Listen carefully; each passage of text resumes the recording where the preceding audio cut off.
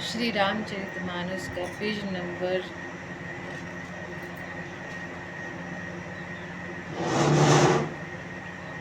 69 और page number 70।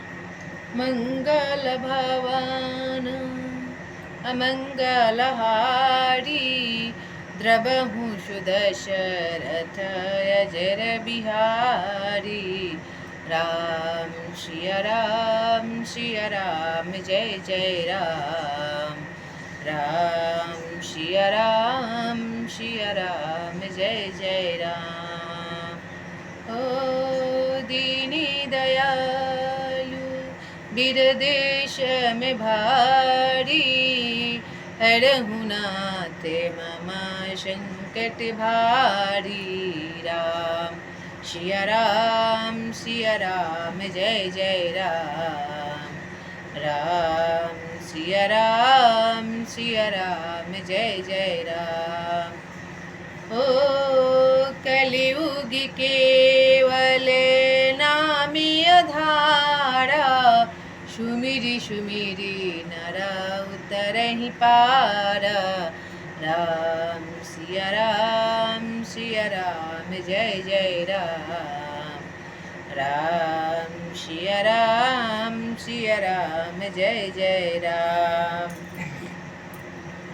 फिर सती प्रसंग में माता पार्वती जी के घर आ जाने से पर्वत ऐसा शोभायमान हो रहा है जैसे राम भक्ति को पाकर भक्त शोभायमान हो रहा है होता है। उस पर्वतराज के घर नित्य नए नए मंगल गीत गान हो रहे हैं और जिसका ब्रह्मादि यश गाते हैं। जब नारद जी ने सब समाचार सुने तो वे कौतुक ही से हिमांचल के घर जाकर पधारे और पर्वतराज ने उनका बड़ा आदर स्वागत किया और चरण धोकर उनको उत्तम आसन दिए। फिर अपनी स्त्री सहित मुनि के चरणों में सिर नवाया और उनके चरणोदक को सारे घर में छिड़कवाया। हिमांचल ने अपने सौभाग्य का बहुत बखान किया और पुत्री को बुलाकर उनकी मुनि के चरणों में डाल दिए। नारद मुनि के चरणों में मंगल भवन अमंगलहारी द्रवहु सुदशरथ अजर बिहारी। त्रिकाल गए सर्वज्ञ तुम गति सर्वत्र तुम्हारी। कहूँ सुता के दोष गुण मुनिबर हृदय विचारी। मंगल भवन मंगलहारी द्रवहु सुदशरथ अजर बिहारी। और कहा, हे मुनिवर, आप त्रिकाल और सर्वज्ञ हैं, त्रिकालदर्शी हैं। हे नारद मुनि, आपकी सर्वत्र पहुँच है, अतः आप हृदय में विचार कर कन्या के दोष गुण कुंडली देखकर बताइए। तब नारद मुनि ने हंसकर रहस्य युक्त कोमल वाणी से कहा, तुम्हारी कन्या सब गुणों की खान है। यह स्वभाव से ही सुंदर, सुशील और समझदार है। उमा, अंबिका और भवानी इसके नाम है। कन्या सब सुलक्षणों से संपन्न है। यह अपने पति को सदा प्यारी होगी और इसका सुहाग सदा अचल अमर रहेगा और इससे इसके माता पिता यश पावेंगे। ऐसा इसका कुंडली बता रहा है। यह सारे जगत में पूज्य होगी और इसकी सेवा करने से कुछ भी दुर्लभ न होगा। संसार में स्त्रियां इसका नाम स्मरण करके पतिव्रत रूपी तलवार की धार पर चढ़ जाएगी। मंगल भवन अमंगलहारी द्रवहु सुदशरथ अजर बिहारी। हे पर्वतराज, तुम्हारी कन्या सुलक्षणी है। अब इसमें जो 2-4 अवगुण है उन्हें भी सुन लो। गुणहीन, मानहीन, माता पिता विहीन, उदासीन, संशयहीन, लापरवाह होगी। योगी, जटाधारी, निष्काम हृदय, नंगा और अमंगल वेश वाला ऐसा पति इनको मिलेगा। इसके हाथ में ऐसी ही रेखा पड़ी हुई है। नारद मुनि की वाणी सुनकर और उसको हृदय में सत्य जानकर पति पत्नी हिमवान और मैना को दुख हुआ, बड़ा भारी संताप हुआ और पार्वती जी को प्रसन्न हुई। नारद जी ने पार्वती जी को जन्म से प्रसन्न हुई। फिर नारद जी ने भी इस रहस्य को नहीं जाना, क्योंकि सबकी बाहरी दशा एक सी होने पर भी भीतरी समझ भीतर भिन्न भिन्न की थी। सारी सखिया पार्वती पर्वतराज हिमवान और मैना सभी के शरीर पुलकित थे और सभी के नेत्रों में जल भरा था।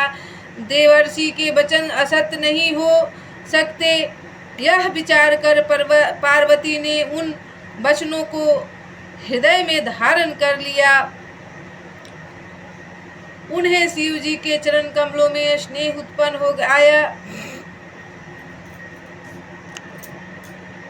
परंतु मन में यह संदेह हुआ कि उनका मिलना कठिन है। अवसर ठीक न जानकर उमा ने अपने प्रेम को छिपा लिया और फिर वे सखी की गोद में जाकर बैठ गई। देवर्षि की वाणी झूठी न होगी, यह विचार कर हिमवान, मैना और सारी चतुर सखिया चिंता करने लगी। फिर हृदय में धीरज धरकर पर्वतराज ने कहा, हे नाथ, कहिए अब क्या उपाय किया जाए। मंगल भवन अमंगल हारी, द्रवभूषु दशरथ अजर बिहारी, कह मुनि से हिमवंत सुनु, जो विधि लिखा लीलार, देव धनुज नर नाग मुनि, को न मिटे निहार, कोई न मिटहि निहार।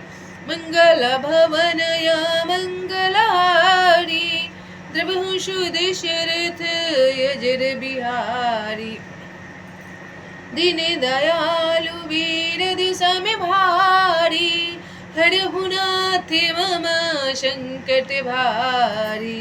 सीताराम हनुमान सीताराम हनुमान, सीताराम हनुमान सीताराम हनुमान, राधे श्याम घनश्याम राधे श्याम घनश्याम, राधे श्याम घनश्याम राधे श्याम घनश्याम। सीताराम हनुमान सीताराम हनुमान, सीताराम हनुमान सीताराम हनुमान।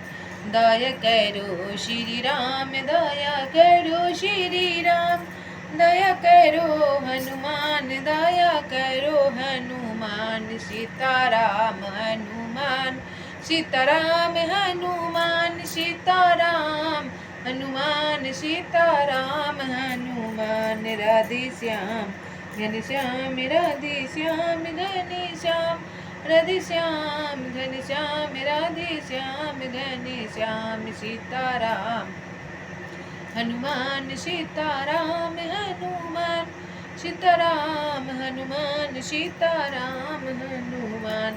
कृपा करो श्री राम कृपा करो श्री राम, कृपा करो हनुमान कृपा करो हनुमान। सीताराम हनुमान सीताराम हनुमान, सीताराम हनुमान सीताराम हनुमान। राधे श्याम घनश्याम राधे श्याम घनश्याम, राधे श्याम